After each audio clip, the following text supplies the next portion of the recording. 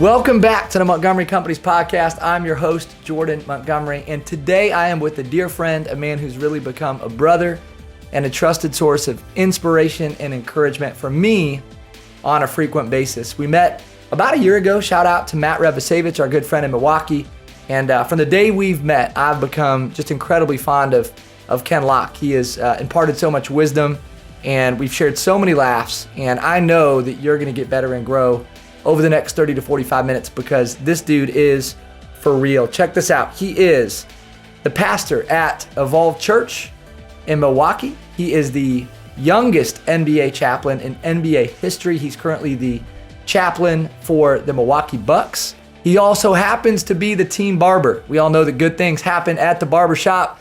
Ken has grown so many amazing relationships with the athletes in Milwaukee. He is a source of wisdom and influence for so many on the Milwaukee Bucks roster and throughout the city of Milwaukee. He's a speaker. He is a future author, currently working on a book. We're going to talk more about that. He's married to Crystal. They have two beautiful children. So he's a husband and a father. And it is with great pleasure and my honor to introduce my guy, Ken Locke. Welcome to the podcast, brother. Man, listen, I'm excited to be here. I absolutely love the intro because it's just, man, I feel important when Jordan introduces me, man. I feel really important. Well, man, I could go on and on. I mean, you know, you've accomplished a lot in a short amount of time. And, you know, but one of the things, man, I just love so much about you and in our interactions is you make everybody feel important. You're always present and you lead with great humility. You're so relatable. People want to follow you because they can connect to you. And when you talk to Ken, you feel like you get the real Ken. Man, so we're going to talk about leadership. Man, I want to hear about your journey with the Milwaukee Bucks. I want to hear about the barbershop. I want to hear about how Evolve Church got started and what God's doing there and what he's up to. But before we get into any of that, man, take us back to the beginning because you have a crazy family story that really shaped so much of who you are today. So take us back to the early years of Ken Locke. Our audience needs to hear this. Man, so all right, let me paint this picture. Imagine me sleeping on the floor. No, I'm joking. But I really did. I was raised in a humongous family, 12 kids total, 10 girls, 2 boys. I'm the oldest boy and the first son. So my parents had 6 girls. My dad was praying for a son. He's like, God, if you're real, just show me. And then here come I, right? Lucky number 7 is his first boy. He runs through the hospital, loses his mind. But with that being said, I was raised in a huge family, 12 kids, both parents in the household. We were raised in a 2-bedroom household. So imagine 14 people in a 2-bedroom household. I slept on the floor until I was a teenager. Humble beginnings, man. You know, we learned how to be close because there's just like 4 people in each room. So you're going to learn how to really be close. And you also learn how to share, right? So you learn what it is to not have anything on your own and to understand that everything you do affects the person that loves you. So we got a chance to really grow close relationships, but being raised in that kind of environment, my dad is a pastor, so I was obviously raised in faith. Drifted away from it for a little while because, you know, most kids that are raised in church, we grow up and we think, I want to find my own thing. But it was amazing for me that I had my own experience with God and drew me back close to faith and never thought I would be a faith leader, which is crazy. I always knew I was going to be a public speaker, though. So I was the 18-year-old kid listening to John Maxwell and Les Brown. So I don't know why, but that's just what I was drawn to. But never planned on being a pastor. But by God's grace, I am where I am today. So big on family, huge on family. Well, anybody who's ever spent time with you or listened to you and even listening now knows that you have the gift of communication, man. God's hand is all over you. He gave you a gift of using your words to articulate and impact people. And I've been impacted by you that way, man. So praise God for that gift. Thank you. Hey, I want to talk about how you've evolved professionally, and you wear multiple hats. And if I were to describe, if somebody said to me, "Hey, what's made Ken's story different, or what's been the mark on Ken's life with, you know, how does this guy get into the NBA, working as the youngest NBA chaplain, and he's a pastor at a major church? I mean, this isn't a small thing. This is you have influence over a lot of people, and I think you've been blooming where you've been planted. There's that old adage, Yeah. like if you want to have influence that others don't have, you got to do things that others don't do. And you've been doing some things that others don't do. So can you take us back to, before we get into, working with the Bucks, and what were some of the early stage lessons for you, maybe stories or life lessons that you learned about leadership and influence, and where did your sort of leadership journey begin? Yeah, absolutely. So I think that my first leadership journey started in high school. I was a captain of 3 sports, but I was a believer in high school. And so already I had to deal with, playing sports, being a believer, dealing with the peer influences of, all right, are you going to, fall in line with your peers, or are you going to stand out? My mom would always, she would dig in. You don't follow your friends. You continue to lead. And at that time, I wasn't calling myself a leader. I just knew that I didn't want to follow the craziness that was going on in school. So I was always one of those kids that, when you're raised in I don't want to call it just strict poverty, but when you're raised in a lean lifestyle, you are always trying to think of, how can I get ahead? Like, how can I? So I was 18 years old and I'm like, how can I do it? And I was like, I gotta be like network marketing. So I was that kid who was like doing everything. I was in Amway. I'll sell you insurance, all of that, right? Like my first week in Amway, I had like 10 downline, and 10 people on my team. They're like, it's just no way. Like, how does this kid have so many people on his team? He's like 6 days old. And I didn't know what I was selling, but I knew how to get people to buy in, right? Come on. And so it was just more like hey, listen, I believe that this is the next wave. Like, this is where we step to the next level, and people were joining our team. So I learned early that I was a leader. And at that time, there were a lot of people trying to grab a hold of me because, network marketing, it's all about who you get on your team. So I was invited to conferences and speaking. But then my faith kind of became serious for me. And the reason it became serious is because I got married young, man. I was 20 years old, still in college when I got married. And I got married because I'm like, I love her, I want to do the right thing. I got married, and quickly I was like, right? Like if God doesn't help me, I don't know how this is going to sustain. Like, we were arguing and she was mad, I was mad. You know what I mean? Like, it was so much back and forth in that first year. And so that's when I became serious about faith and about marriage. So got serious in faith, and then I started reading every book I could on marriage, Love and Respect, The Love Dare, Love Languages. Like, I was just consuming book after book after book, not even recognizing that these would be things that I would use later to add value to other people. So it was kind of a journey where I almost feel as if I stumbled into it. And if I could tell people like I accidentally became something, it would sound like I'm telling you a story, but that wasn't my original goal. My original goal was trying to make money, but I ended up becoming so many other things. Well, let's talk, before we talk about who you became in these other spheres, let's talk about who you became as a husband, because I think that's a good place to start. And I know that you value leadership in the home, and I know that you're leading in your home. And so, man, you and Crystal, I think, had this Facebook Live session that you did. Yeah. And all these people kind of flocked to this session. And then all of a sudden you became known as like the marriage couple, as I understand it. So walk me through that story, and then help me understand how you've been helping other people through their marriage journey. Yeah. So it started just as that. We were sitting on the couch. This is before our lives got busy with kids. My daughter wasn't born at this time yet. I only had my son. So he was in bed at night. It was like, dude, I kid you not, it was 9 p.m. This is how late it was. It wasn't like a 4 or 5 p.m. In the evening. It was 9 p.m.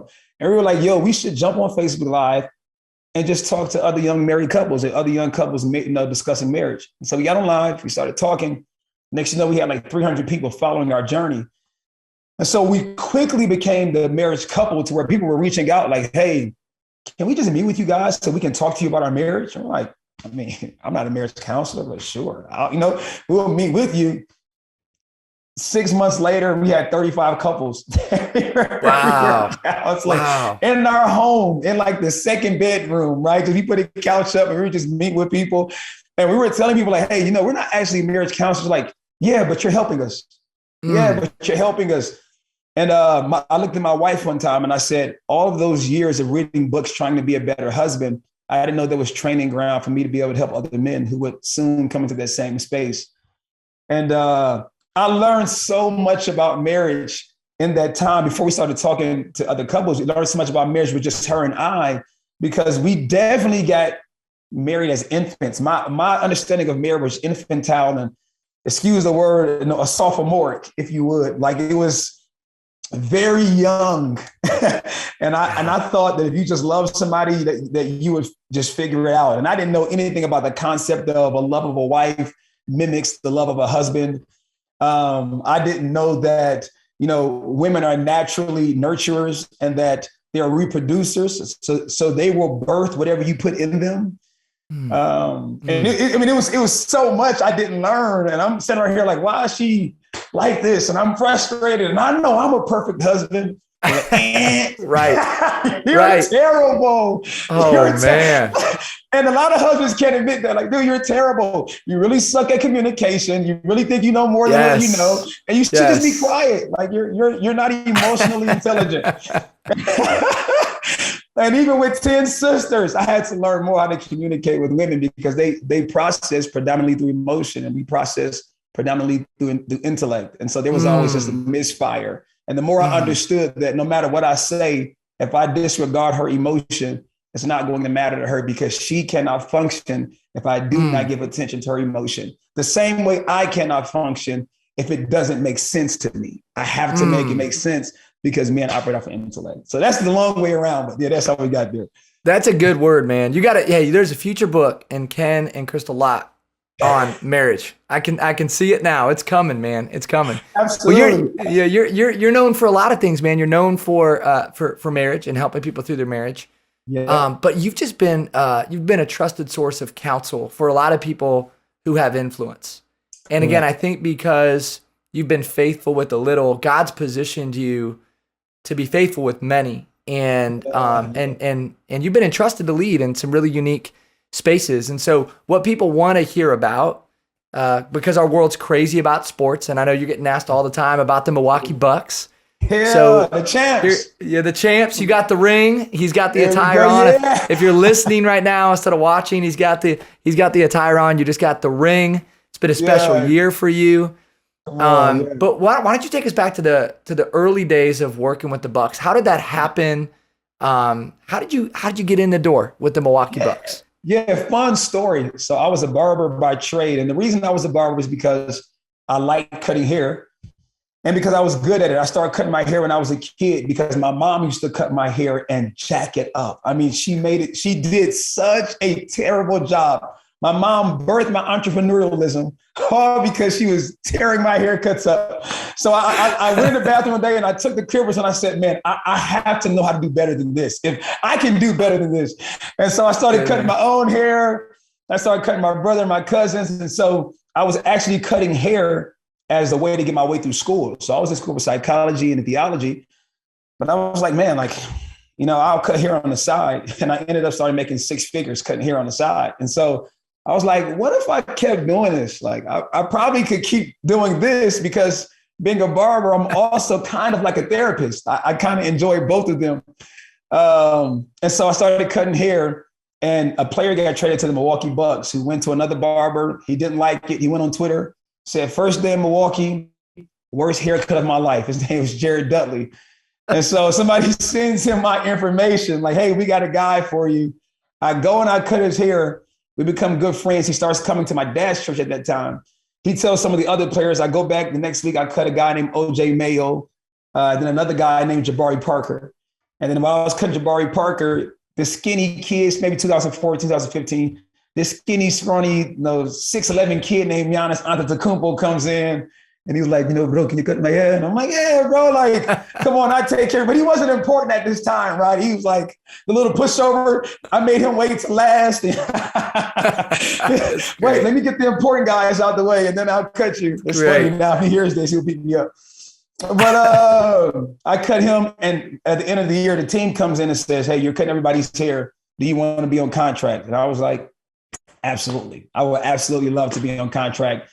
And so I became the team barber officially in 2015. And after becoming a team barber, everything else pretty much just unveiled through the relationships, through trust and communication. Well, the Milwaukee Bucks have had this rise, and I'm just going to attribute it to the team barber and to the NBA chaplain, Ken Locke. So no, I'll just say this, and I don't want to say anything about me, but let's just say they did not win until I started praying for them before every game. I'll just say that. There you go. Come on, man. God used you. He was up to something. But let's talk about this though, because truly the franchise, I mean, it becomes a winning organization. Yeah. Then it becomes a championship organization. Yes. And you love to talk about this idea of championship DNA. Now, this is interesting. Yes. So this is heavy note-taking time. Ken's about to drop some wisdom. When you think about championship DNA, what's that mean to you? No, see, when you look at championship DNA, I was blessed to be with the team since 2014. And so I got a chance to watch us struggle and win only 15 games in one season, an entire season, all the way to being the current NBA champions. And there's a lot of components that I'm writing in my book right now, the DNA of Champions. But at the same time, there's like three main things that I started to notice that really stick out. And it comes in three different players as I'm talking about a team, but if you're talking about an individual, all three of these should be in one person. So in every championship team, I studied it. It gave me this idea of, I looked at the Chicago Bulls, I looked at the Lakers, I looked at the Spurs, I looked at every single dynasty that was able to win multiple championships. And you find these three things on all of them. One of them, there's always a person that has a crazy work ethic. There's always one person who it doesn't matter if anybody else shows up, if anybody else is ready, if everybody else sleeps in, there was one person that is always going to show up and put his body on the line. For the Bucks, that was Giannis. Giannis worked so freaking hard that the GM and the coach had to change the codes on the doors to lock him out because they were afraid that he wasn't giving his body enough rest. I don't think I've ever heard a coach say, I'm locking you out of the gym because if I don't, you won't stop showing up. I mean, he's showing up at 9 a.m. for 2 hours before practice. He practices. Everybody else leaves. He goes and he works out, goes home, takes a nap, eats food, comes back for evening practice. And the coach is like, I don't even think that this is sustainable. So this guy just has a work ethic like crazy, like you wouldn't believe. And every championship team, every dynasty had a guy who was willing to put everything he had into it. All right. And then you got to have another guy who's a guy that is an IQ guy, right? So this IQ guy is always the second guy. This guy he may not have the freakness to put his body on the line, but the way that he sees the game and the way that he understands the game has to be like top of the line. So every single dynasty, there was one person on there where somebody says, this dude is freaking smart. Like this dude gets it. This dude understands it. He sees angles before everybody else sees angles. He predicts outcomes before anybody else predicts outcomes. He never underestimates the opponent. He treats everybody with the respect of we can lose, right? So appropriate fear. And for us, that's Chris Middleton. Chris Middleton is an IQ guy, silky smooth stroke. He can shoot the ball. He has a nice ball handle. You know what I mean? He has some Kobe-esque footwork. So I can't say Kobe, but Kobe-esque. Kobe-ish, if you would, footwork, and that's always like that a second dominant personality that's on the team. If you want anything to have the DNA of champions, the third personality though is actually the one that I think is the most important, and it doesn't get any credibility in any of these championship dynasties, and that is there is always a person who is doing equal amount of work to numbers 1 and 2. But he doesn't care about recognition. This is always a person who does not get recognized, and it's okay. He's not going to go get on a podcast and say, nobody recognized me. He's not going to jump on ESPN and say, I don't get the credibility, but he's putting in the work. And for us, that was Jrue Holiday. Jrue Holiday is like, hey, I don't need to write a book. I don't need my name mentioned. I don't have to be an all-star. Even though if you look at the percentages, best 3-point percentage on the team, best mid-range percentage, one of the best defenders on the team. He held the best offensive guard on every team under their average defensively, but nobody really knows it. And he's never really tooting his own horn. And so I started looking at dynasties and I said, wow, every championship team, if you think about Miami, it was Chris Bosh who came from a team averaging 25 and 12 and was cool, man. The guy that averaged 18 is like, everybody says LeBron and D Wade, but nobody talks about the power forward who's averaging 18 and 10, right? Like nobody talks about it, but it's just like he flies under the radar. And that's that third person who is always saying, I will do the work, whether or not I get the recognition. And that if you put those three together, those all make up the three components you need in order to really be a champion in your own life. Those three things, the work ethic, number one. What is your work ethic? What are you putting into your craft, right? Talent is what you have naturally. Skill comes from hours and hours and hours of beating on your craft. So what are you putting into your craft? Number two, IQ. What do you understand about your craft? And this is the part that I think people don't pay attention to. You can work all day, but if you're working wrong, it's not going to work. It's like the guy that says, dude, I want to be a good basketball player, so I swim 10 hours a day. Every day I'm in the pool getting my strokes up. It's like, hey, brother, that doesn't translate. You can swim all you want to, but if you're not putting in the right work, it's not going to work. So in basketball, they, perfect practice makes perfect. So not just practice makes perfect, but perfect practice makes perfect, because if you practice terrible every day, you can't expect to perform perfectly. It's just not reality. And then the third one is the ability to continue when you don't get the recognition. That is one of the hardest ones.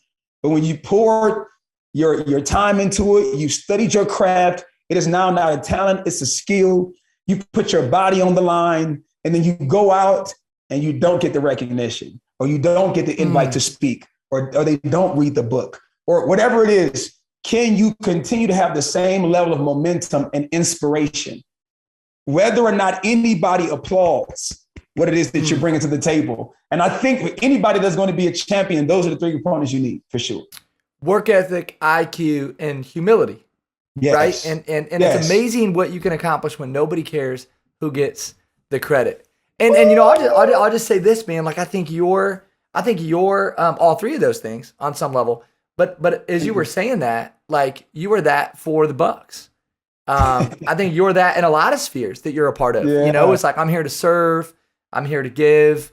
You don't need to be the center of attention. But yet you're so capable and you're so impactful with people. One of the things that makes you so impactful is you're such a gifted communicator. And I believe that leaders are generally great communicators. Absolutely. And communicators generally make great leaders. And I'd be remiss, man, if we didn't talk about communication in this conversation, because you are one of the most gifted communicators. Your ability to articulate ideas and thoughts and move people emotionally. I think great speakers make people feel something, and you make people feel something when you talk. You move people emotionally. So I want to talk about the art of communication, and you're speaking a lot to large amounts of people. So we could go different directions with this, but here's what I want to ask you. When you think about the art of communication, when you think about being an effective communicator, because we got a bunch of leaders listening, I want them to hear from Ken Locke on what makes a person an effective communicator. Man, honestly, my number one, and this may not be popular opinion, is compassion.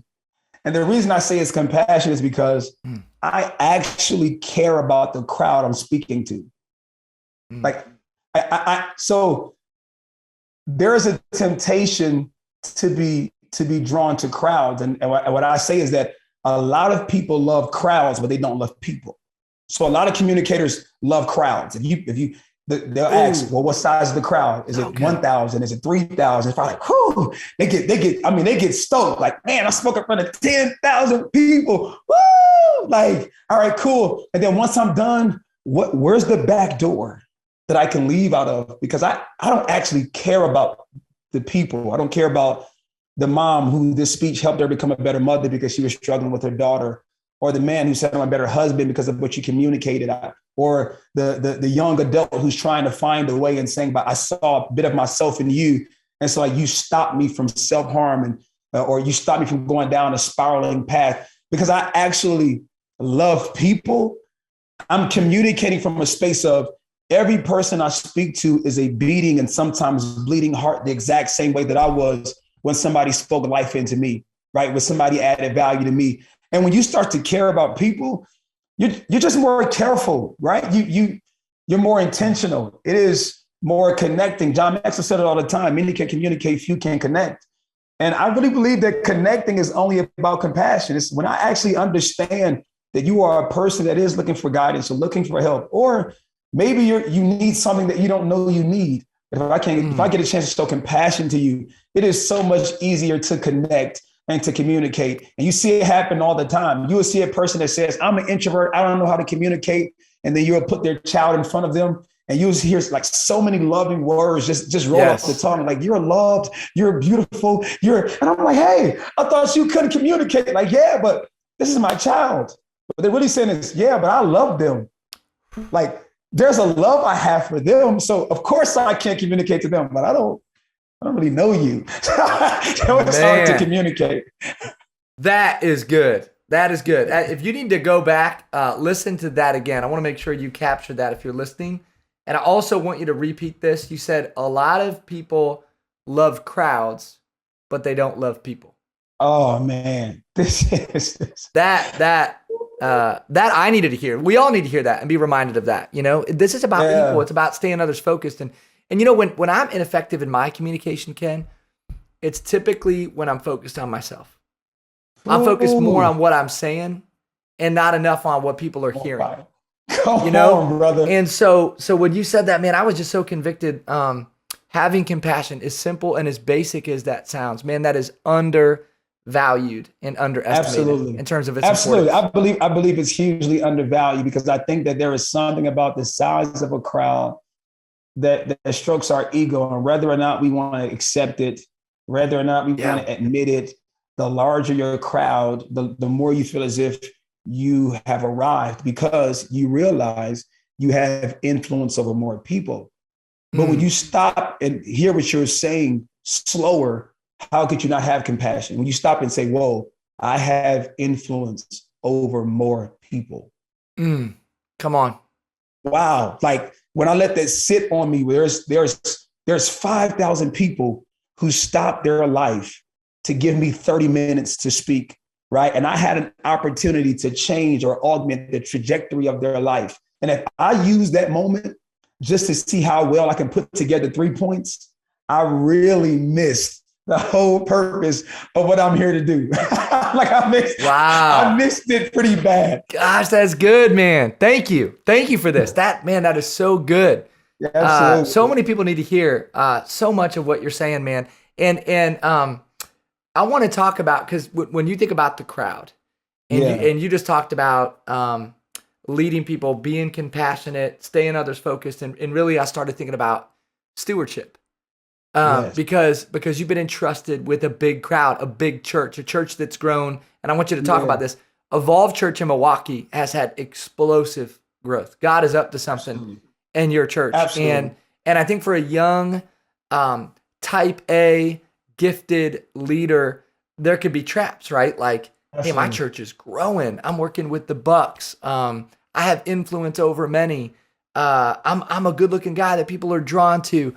So how are you guarding against some of those traps or potholes? And what are you doing around stewardship just to protect yourself and take care of yourself and your family, Ken? Yeah, absolutely. So I kind of have a unique perspective in that I work with NBA players.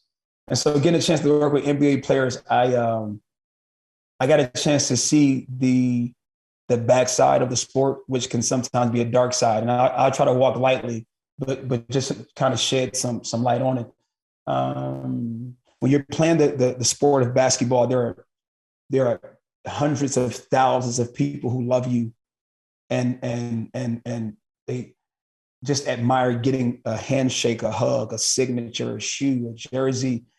And you're like, man, like this love is so overwhelming. And what you start to realize is that it's not as much that they love you, but that they love what you produce. They love what they get from you, which is a good show.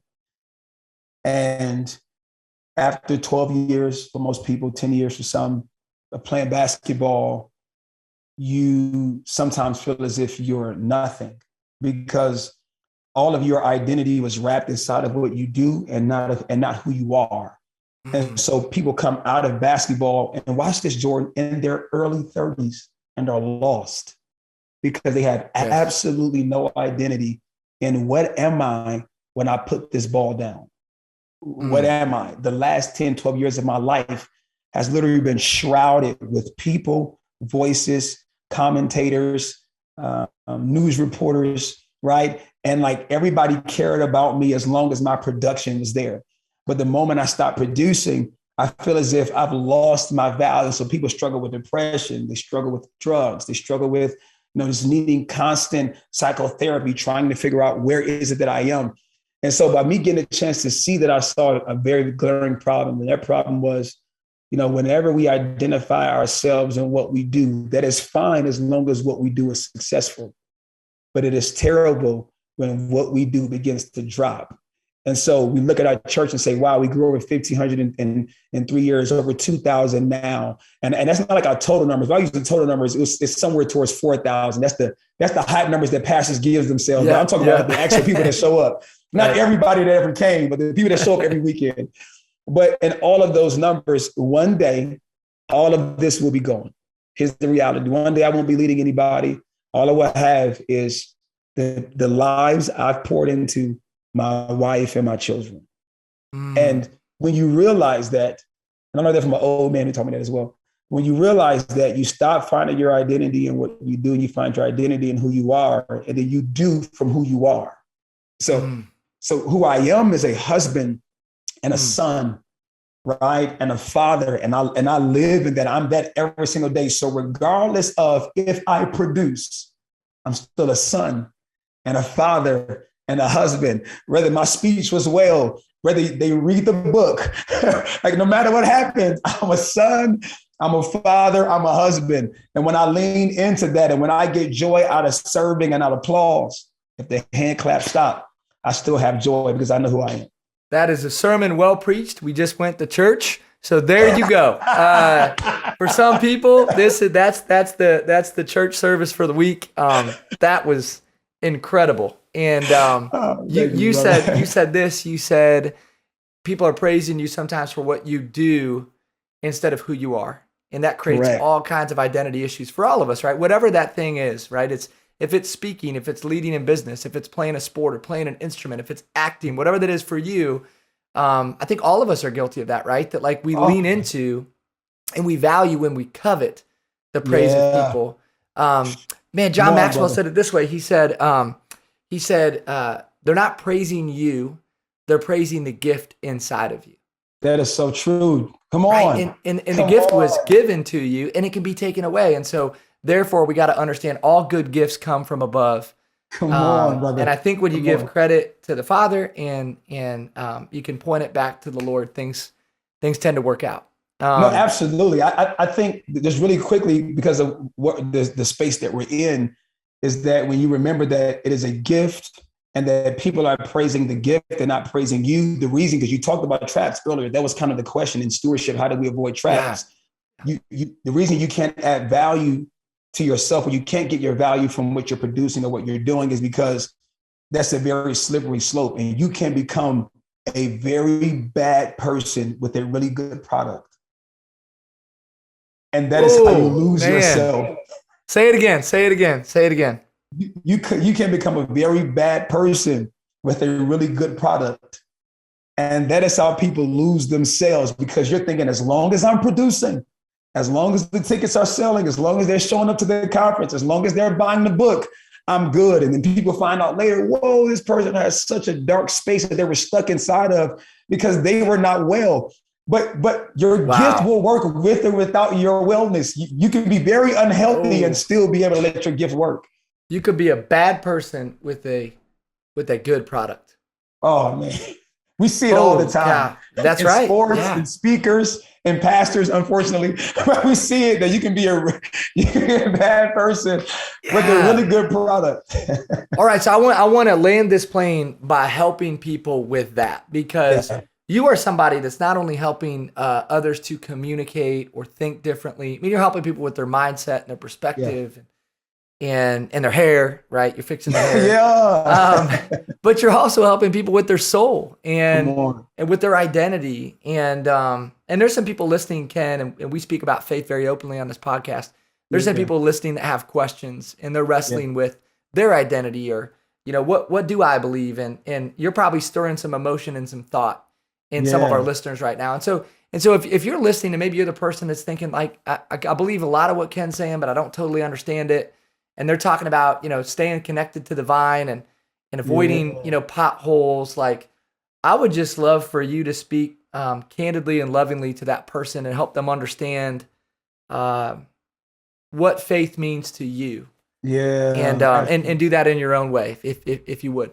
Yeah, absolutely. Well, let me just start by saying for any person that's listening to this podcast that may be saying, you know what?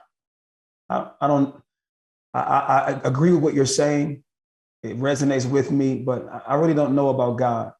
And I just want to comfort you and just ease any frustration by saying, even if you don't know about God, God knows about you. It's okay. It's okay to say, I have questions. I've had questions. Okay to say I have doubts. I've had doubts. And what I love is that God met me at my level of faith. And even when that level of faith was 0.00008, he still met me there. And my journey was, like I said, I walked away from faith. I was like questioning if it could add value to me. And I did find myself in a dark place. And my dark place wasn't like some people was as grim as, I was strung out on drugs or I was in prison. And I'm not saying this to be facetious or to make a joke about people who have experienced that, because those are real struggles. But mine was as simple as laying down in bed and not finding a purpose for wanting to live, because I could not figure out why I was here. And being alive while not knowing why you're here can sometimes feel like death. And so I just want to speak life to you and realize that you have purpose, you have value, and that God is okay with meeting you where you are. And even if your prayer is, God, I don't know who you are, but I do want to know. If you're real, can you just help me? I believe that God will meet you right there. So keep your heart open. As long as you're open, God can come in, he can speak life, he can add value, he can touch you, because if he created you, he knows what the creation needs to be whole. So I want to tell you, I appreciate you. Brother, that's an exclamation point on a powerful conversation. And I just appreciate your spirit so much, man. I appreciate the way you think, the way you operate, the way you conduct yourself. Appreciate the partnership and the friendship that we share. And and I know other people are going to want to follow you after hearing you, and they want more Ken Locke in their life. And so, here's what I'd love for you to share before I ask you for any final words of wisdom. Where can people find you right now? I know where to find you, but help our listeners understand where to find you. Yeah, absolutely. I'm on Facebook at Kenneth Locke II, also on Instagram as well at Kenneth Locke II. And so if you wanted to contact me, I have an email at connect@kennethlockeii.com. And everything else will come from that. So, I mean, our books and my book, I don't say book, well, books plural, I'll speak that, books plural. But the one I'm working on right now, by God's grace, will be released this year. So super excited to just add life and value to as many people as I can. And when I say that I love people, I genuinely mean that. Genuinely, yes. Let me introduce my wife oftentimes. She doesn't want to take me in public. She's like, you're going to find somebody to love on and talk. We don't have time for that. To know Ken Locke is to know a lover of people, man. You are magnetic. You are magnetic. Oh, thank you, bro. That's not a joke, man. Hey, we'll be sure to add all of your social media handles in the show notes. So if you're listening to this podcast and you're driving down the road and you didn't catch that, check out the show notes. All of Ken's social media handles and contact information will be in the show notes. This guy has a speaking career that's blowing up. Yeah, he's got a book coming out. He has a church that he pastors and so many people that he leads and takes care of. And I get to be one of those people. I get to learn from you, be friends with you, be around you. Such a blessing. You, man. I'm happy such an honor, man. I can tell you are such a phenomenal leader about the questions you ask. Let me say this. I've been on so many podcasts lately. I don't know what's just happened, but this is like genuinely been my favorite one. And I think it's because of the questions you ask. It's almost like, it makes a person want to answer and want to share. So I appreciate you. Well, I continue to learn this about leadership, man, but I think it is about the questions you ask. It's not about the information that you share. And so you are a great question asker. You're curious too. Appreciate that about you, man. Stay curious. All right. We're gonna leave it right here. But before we sign off, anything that you want our audience to know, to hear, any final words of wisdom as we sign off? A big thought. Let's hear it. Yeah, absolutely, man. My mantra in life is love God, love people, love yourself. And I think that, all of this comes down to those three things. God is faith for me. And so if you're not there, I'm absolutely okay with it. I still love you. I promise I do, because I love people, right? And then also love yourself. I do think that our version of loving people is broken because the way that we love ourselves is broken, all right? And so the faith says that I believe is to love others, to love your neighbor as you love yourself. And if you struggle with loving you, it's understanding why you can be so critical of others. But I'm just not as critical of others because I love me, and I know that I need as much grace as possible. So I extend as much grace as possible. So love God. Come on, love man. people, That's a good love word. Yourself. Love God, love people, love yourself. Go check out Ken Locke on social media. He's got a book dropping soon. The DNA of Champions. Go follow Evolve Church. Hear Ken preach. This guy brings the word of God unlike anybody I've ever met. Let's go. I'm going to be following you for years to come. We're going to be collaborating for years to come. I have a choice, bro. You're my friend. You're in a headlock. You don't got any choice. And I'm putting this one out into the world. For the great people of Iowa, if you live in Iowa and you're listening to this podcast, we're going to steal Ken and bring him to Iowa. We're figuring that out. So you're going to hang out with Ken in the flesh, real, live, in action. We're going to make that happen very soon. Man, I love you. God bless you. Give my best to Crystal and the kids. Can't wait to connect again soon. Thank you, brother. Appreciate you. Thank you, brother. I appreciate you, man. You've been listening to the Montgomery Companies podcast. I'm your host, Jordan Montgomery. One more time, I want to say thank you to Ken Locke for your spirit, your wisdom, your counsel, and your time, your energy and effort. Your time is valuable, and you spent an hour with our community today, and for that, we say thank you. I also want to say thanks to our producers and hosts, John Choate and James Roth of Storyline Multimedia. We couldn't do what we do without you. If you would, share this podcast episode. It would mean so much to us as we move our mission of impact forward. This is a podcast designed to help leaders go farther, faster. And we want to continue to do that by sharing the message of good people like Ken Locke and putting good stuff out into the world. And so until next time, I'm Jordan Montgomery. We love you. God bless. Have a wonderful day.